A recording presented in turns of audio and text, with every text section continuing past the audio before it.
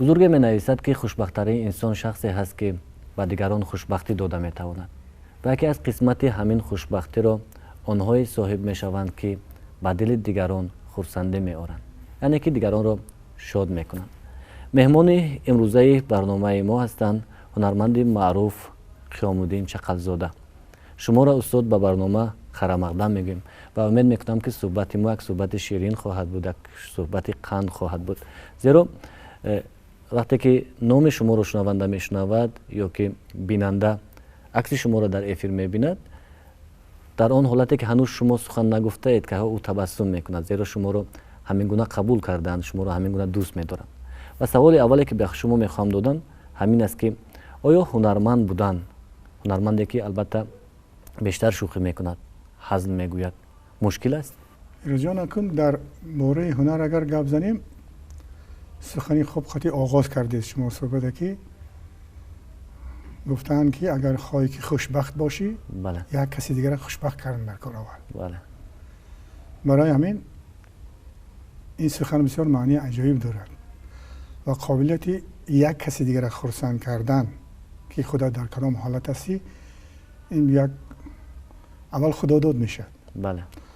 این کسب و این کار و این هنرها خداداد، بسیارتر خداداد میشد.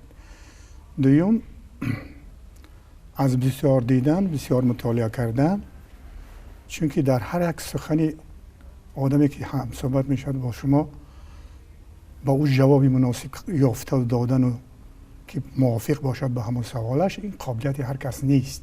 بله.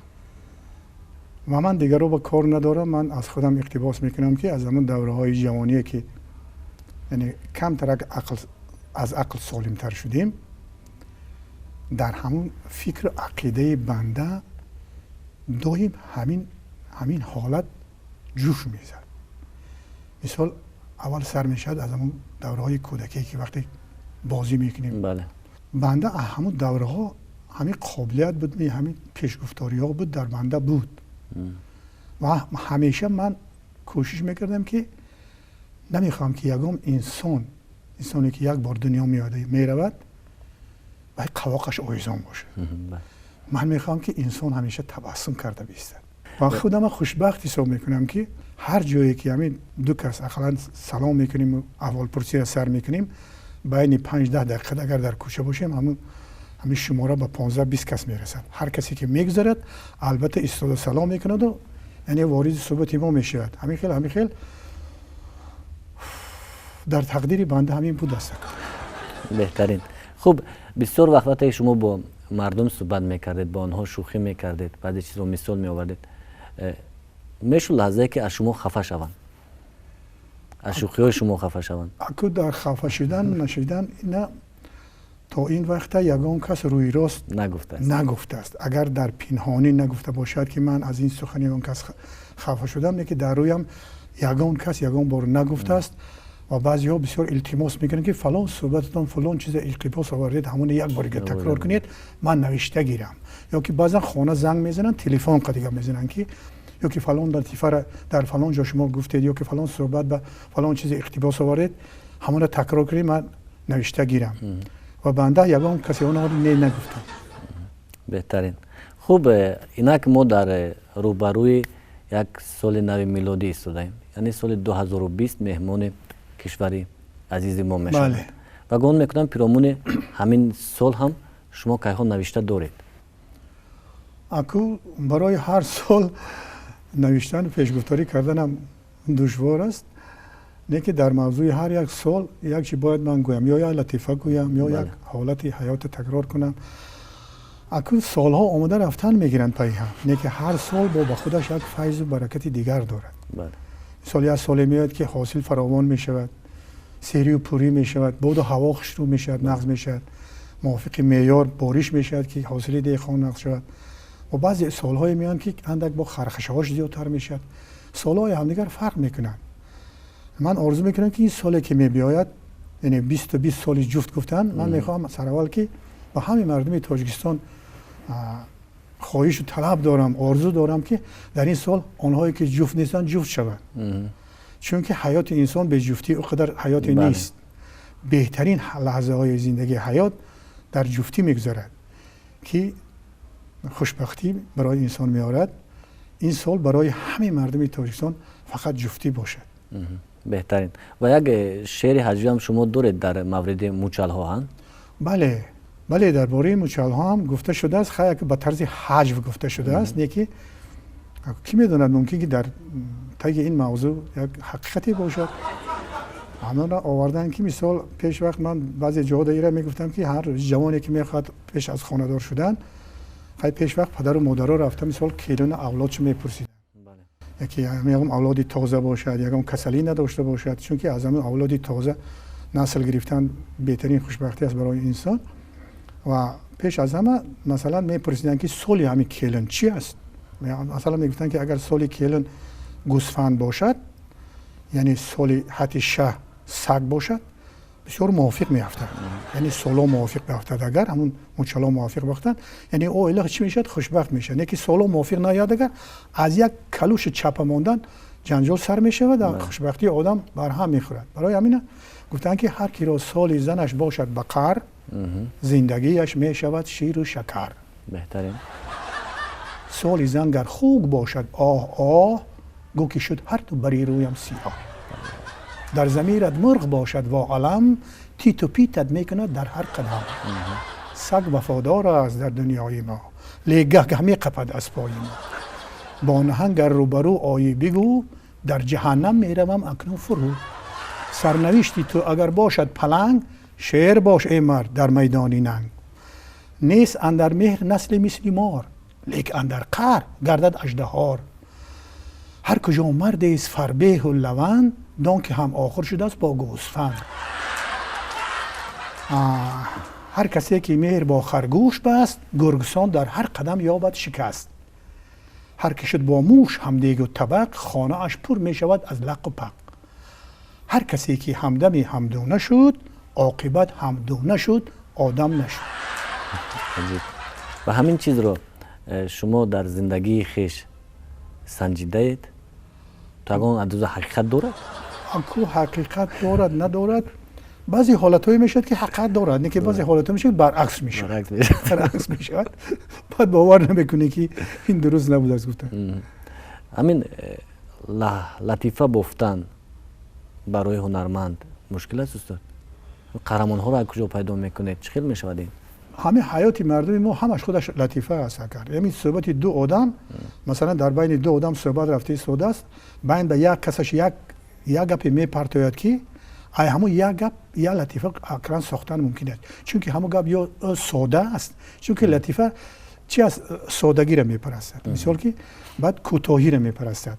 همه یه نقطه معین دارد که همون جای معینش میگیم همه میخندن، یکی باقی مادش همش نقل میکنی همه کس گوش میکنن.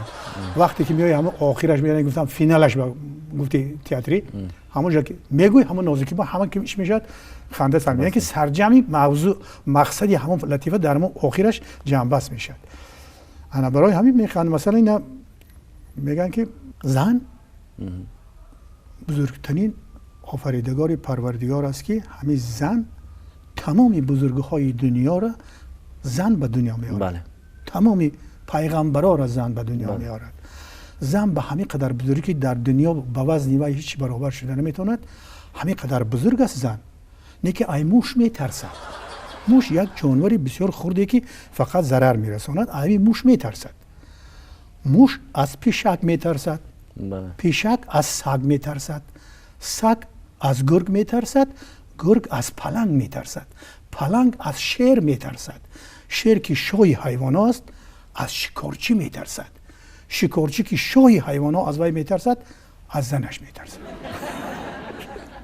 با بزرگی زن اینجا اثبات شده. بهترین. خب در یک لطیفه چند روز پیش در سامانه اینترنت خوندم که کارکنی بازرسی دولتی اتومبیلی به خانه می آید و میخواد روزنامه فرزندانش رو تفتیش کند. فرزند کلانش رو میبیند و یک شپلاق در بر رویش میزند. میگذارد فرزند دویمش به برگردان میکند و میگوید که باز خوبتر خون میگو دواماتت خوبتر میشود. میگوید و برآمده میرود. و فرزند کلانی میگوید دادرش میگوید که تو بهای چند گرفتی که پدرم با تو این گونه مناسبت کرد؟ میگوید که من اصلا بها نگرفتم، ولی در درون روزنامه یک دونه 10 سومونه مونده بودم. در این موضوع هم هست که مثلا پسرچه که سحر مکتب رفتنی میشد از پدرش میپرسید که پدر جان معلم گفت که پگاه شما به صدرالدین عینی درس به نبیایید. بعد پدرش میپرسید که معلمتون کیست و میگه فلانی آدم. ما خیلی یک چی میگیرد یک سومه در بین دفتر پسرچهش میموند. گوزن معلمتونه که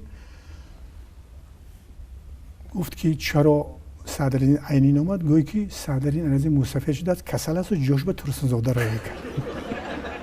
یعنی که اینها لطیفه های اجتماعی هستند که از خلق گرفته، از حیا گرفته میشد، بسیار از حیا گرفته میشد.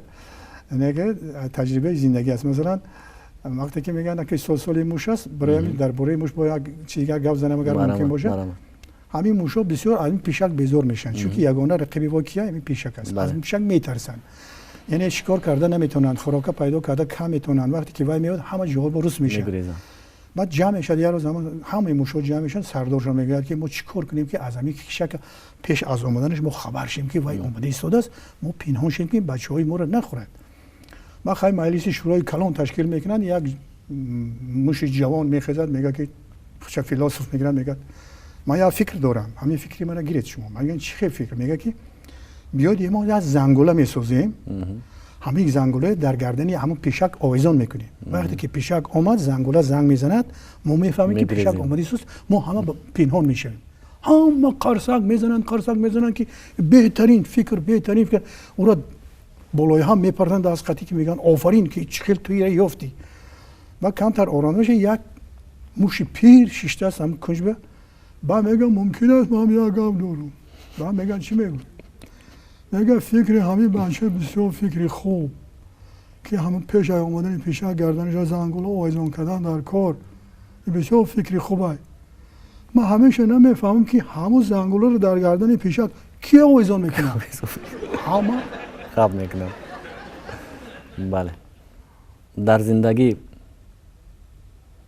چی چیزها بودن که مثلا برای شما قانع کننده نبودن؟ قانع کننده اکو بسیار چیزا میشن. وقتی که خودت درباره یا چیگاه میزنی همون آدمایی که گوش کردی سوندن نمیفهمن، بسیار بدبختی است. این خیلی آدمی کار باشد برای بخشش است که یک خیلی آدمی که نه کار است نه گنگ است نه چیز از من نقصر خوبتر سخن میکند، همون چی معنی دارد؟ این چی آخه همش معنیش که بگم و یه گفتنی من در کار نیست. که شما باید فکر کنید که همین چی موضوع داشت، همون معنیتون کمتر به کار دارد. مثلا میره در تماشابین تئاتر با میشیند یک نمایش خوب تماشا میکند، همین میشیند کنده برین بسیار شد. ما وقتی برآمدن میفهمید اینجا چوی خشید اوکی وای هنرمند همه چیز تو خویده داده نمیتونه نکرد. وای همون چیزی که هست او را با تو پیشنهاد میکند، تو باید فکری خودم کمتر به کار داره که مثال این چی موضوع بود، این در حیات ما برای چی در کار است. تماشابین به توشه باید نرود، یا وظیفه خانگی گرفته رود خونش که در خونش فکر کند که چرا این خی شد، چرا این خی نشد و این خی شد. او را که 100% قانع کردی و دیگه تماشابین نمیباید کرد.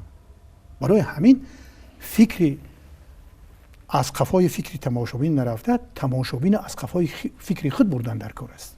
راست. برخی با او اندیشه هستند که همین هنرمندانی که حجم می نویسند بهترین حالت رو از روزگار خودشون میگیرن. درست است؟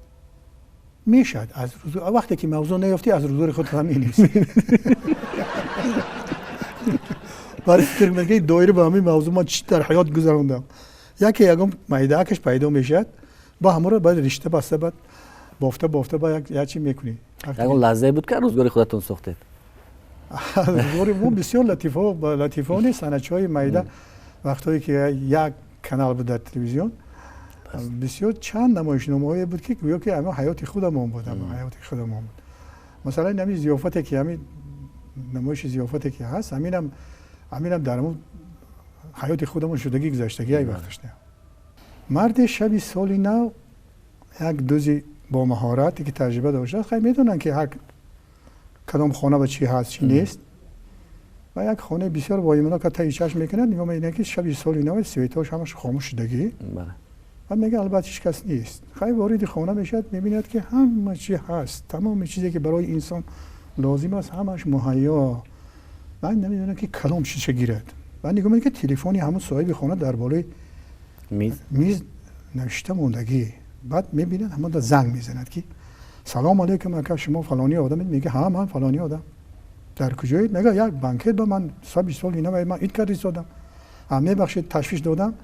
همین شما با تلویزیون در کار است؟ کی میگه من تلویزیون در کار نیست. شیفانیر در کار است؟ نه. کامپیوتر در کار است؟ نه. من همه چیزی که خانه بوده است همش نمبر میکنه که وای مرد عصبی میشد. ای میگه شما دیوانه در شب سال اینا مرا احمق کردید. من به هیچی در کار نیست. من همه چیز دارم. های میگه سلامت باشید. تو کار میموند. بعد ساعتای 3-4 شب خونه میاد که خونه خالی. بالای استول با همون دوست نوشته است که صاحب خانه که اکا 1000 رحمت، همون چیزایی که شما با لازم نبود ما همش گرفته بردیم. دوست به انصاف بود از ما. رقم تلفنشو نمونده بود دوست. اگر نموند میافتنش دیگه نمیموند. دوزای به عقل نشانه نمیموند.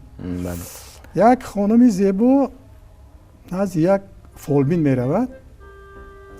بعد فالبین هم میگوید که من همین بینید که من چی تقدیر دارم، من 30 سالم یک جا آمده است، حیات عائلویم چی میشد، من چی میشد. بعد فالبین میبینم میگه که خواهر یکش شما شوهر میکنید صاحب 4 فرزند میشید. این زنک خرسند میشد، میخیزد میرود. بعد چند وقت میآید با پیش همین فالبین هم زنک میبیاد میگه که من نزد شما یک بار آمده بودم. میگه که ها یادم به هست. چی گفته بودم شما؟ میگه گفتید که من شوهر میکنم صاحب 4 فرزند میشم. خیلی چی؟ میگه من صاحب 4 فرزند شدم. شوهر کی میکنی؟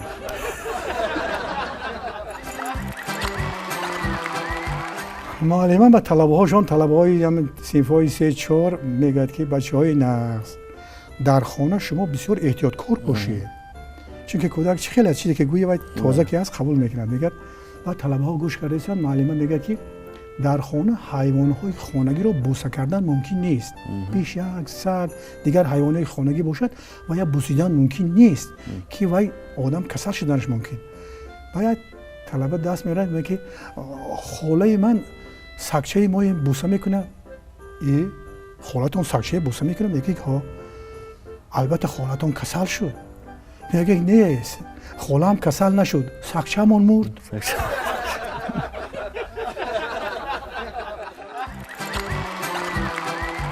سه دیوانه میشینن صحبت میکنن. خیلی دیوانه ها میدونی صحبتشون چی است. بعد یادش سنی میگه که تو کدام روز تولد شدگی؟ بعد دیوانه میگه من روز دوشنبه تولد شدگی. تو روز چند شنبه تولد شدی؟ بعد میگه من روز جمعه تولد شدگی. سوم شنبه میپرسه که تو کدام روز تولد شدی؟ میگه من روز یکشنبه تولد شدم. میگه دروغ نگوی، روز یکشنبه روز استراحت است. نیست تولد شدن. در تولدخانه یک 6 زنک در یک اتاق انتظاری تولد کردن هستند. بعد همه عرفه سال اینا است که همشیره شفقت میدارد میگه که خرسندی برای شما. این 6 نفر میگه که چی خرسندی؟ همه شما میگه دایره روز تولد میکنید.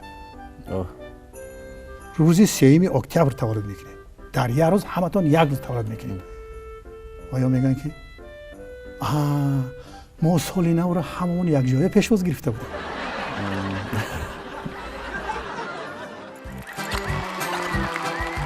در عائله انسان ها بسیار پستی بلندی بسیار میشد. خیلی که با خصوصا در مردم ما زیادتر است بگم خطا نمیکنن. چون که عائله نیست که یک کشاکش و یک خرکش داشته باشند. میگن که نه که با همون کمبودی های زندگی هم برای انسان یک فایده آور است. میگن که گل و لاله سحر با شبنمش خوب، حیات ما به شادی و غمش خوب. برای آدم سالم همیشه از زی شیرینی و تلخی کمش خوب. همون خیلی بود رنگ نگیرد اگر زندگی و شیرینی پیدا نمیشه. بعد یک عائله هم خیلی اندک جنجالی تر بوده است. همین جنجال خرخشه میشد. زنش از خانه قهر کرده برآمده میرود راه در رفته که دوگانه‌اش از پیشش میبرد. میگه چوکت افزاد بیجا تا با شوهرم جنجال کرده من خونه پدر و مادرم رفته شدم. ای چرا؟ تماما گفت که زندگی نمیکنیم. شوهرت هیچی نگفت میگه. شوهرم وقتی ای خونه برآمدم صدای تیر برآمد. او دوگانش میگه البته شوهرتون خودش پراندگی است. میگه نه با فکرم دهان شامپان را کشون. در زندگی ما اونهایی که مثلا حج می‌نگارن روز تا روز کم میشوند. شما مشکلات رو در چی میبینید؟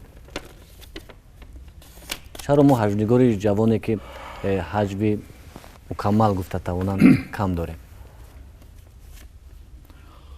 اکنون این فکرها رو و این گپ‌ها رو گفتن ما اونقدر خوب نیست. برای چی؟ چون که جمعیت هر یک 10 ساله 20 ساله 50 ساله جمعیت دیگر میشد، حیات دیگر میشد، فرهنگ دیگر میشد، یعنی پیشروی میشد. که تاریخ قفو نمیگرده. طرف همیشه چی میکنه؟ حرکت میکنه به پیش. هر روز یک چیزی نو مثلا پیدا میشد. مثلا من بسیار جا رو پیدا میکنم و با خودمون مقایسه میکنم که مثلا این همسایه ما روسیه چقدر مملکتی پراقتدار جهان است. اگر همون کانال‌های وای تماشا کنی اگر بعضا سیر نمیشه روسی که خطا نمیکنیم. در همه موضوع همین چیزا تشکیل کردگی هستن که مثلا میشینی تو بگره تماشا میکنی. برای یک پیتراسیان کمش ده 6-7 دراماتورگ موضوع مینویسه.